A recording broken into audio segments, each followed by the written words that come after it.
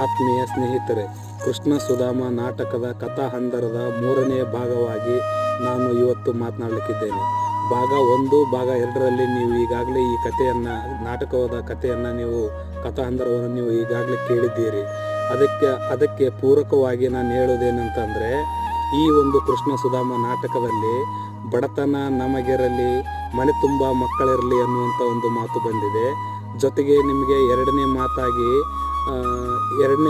ನಿಮಗೆ ಏನು ಹೇಳಕ್ಕಿದೆ, ಜೀವನದಲ್ಲಿ ಬಂದದ್ದನ್ನು ಅನುಭವಿಸಲೇಬೇಕು, ಇದು ಮಾನವ ಧರ್ಮ ಅನ್ನುವಂಥ ಮಾತು ಕೂಡ ಬಂದಿದೆ. 3ನೇ ಮಾತು ಯಾವುದು ಅಂತ ನೀವು ಹೇಳಬಲ್ಲರಾ? ಇಲ್ಲ, ನಾನೇ ಹೇಳ್ತೀನಿ. ಏನಪ್ಪ ಅಂತಂದರೆ, ಬಡವರಾದವರು ಶ್ರೀಮಂತರ ಮನೆಗೆ ಅಥವಾ ದೊಡ್ಡವರ ಮನೆಗೆ ಸಹಾಯ ಕೇಳಲು ಹೋಗಬಾರದು ಅಂತ ಇದೆ. ಹೌದಲ್ವಾ? ಇದೇ ಮಾತು